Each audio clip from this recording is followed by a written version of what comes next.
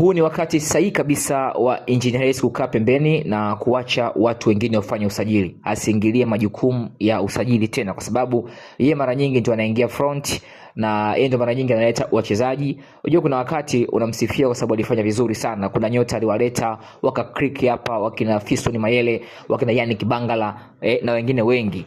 Lakini safari hii unaweza kuona kile ambacho kimefanyika, amefeli. Misimu kama sio miwili ama mitatu, engineer nyota ambao amwaleta wameshindwa kuperform. Mara mwisho wale perform na kinazikia ambao walikuja.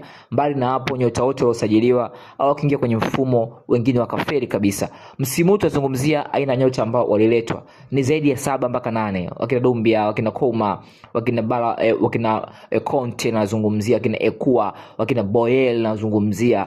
Nyota wengi ambao amesajili lakini wameshindwa kuingia katika huu mfumo ambao wa Yanga ambao wanao. Kwa hiyo mimi ninavyoona Engineer Hersi angeendelea na majukumu yake tu ya urais sasa hivi, na masuala ya usajili angetafuta timu ama scouting ndio ingie front. Nadhani inawezekana pia akili zimechoka, inawezekana pia jicho lake la kuona tena limeishiwa. Kwa hiyo haache watu wafanye hizo kazi, yeye baki kama rais tu wa klabu ya Young Africans, lakini masuala yote ya usajili mimi naona Engineer Hersi amefeli na anapaswa kuachia watu wafanye hizo shughuli zingine, kwa sababu unamuona mtu kama Okelo, unamuona kama mtu Buba si babu aliyokuja huyu, unaweza kuona kabisa na nyota ambao ni wa kawaida.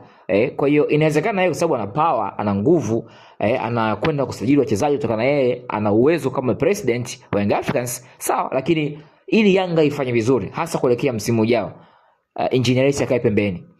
Yani katika masuala ya usajili akae pembeni, aachie watu wafanye usajili. Yanga wao na maskauti wanafanya kazi kwa mazoea. Kwenye nyakati engineer jeshi la mtu mmoja ndio, lakini angalia misimu hii miwili nini kafanya.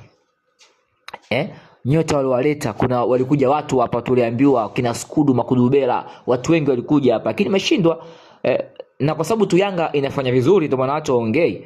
Lakini hii Yanga hii ingekuwa inafanya vibaya, leo engineer angekuwa kwenye hali mbaya zaidi. Angalia Simba Sports Club walivyostruggle kipindi kile cha nyuma kusajili, lakini angalia nyota ambao wamesajiliwa hivi karibuni. Tunaweza kumuona mtu kama Ora, unaweza kuona mtu kama Ino Loemba, unaweza kuona mtu kama Libase Gay. Ni nyota ambao wazuri, lakini Young Africans tangia waliomsajili pompata Pakome ile misimu miwili nyuma iliyopita, si mitatu, Aziz Ki alipompataga, nani mchezaji mwenye ubora mwingine ambaye amesajiliwa ameclick kama Pakome Zouzoua? Kwa hiyo kuona kabisa Engineer Hersi amefeli, na Engineer Hersi ni wakati wako ukaa pembeni.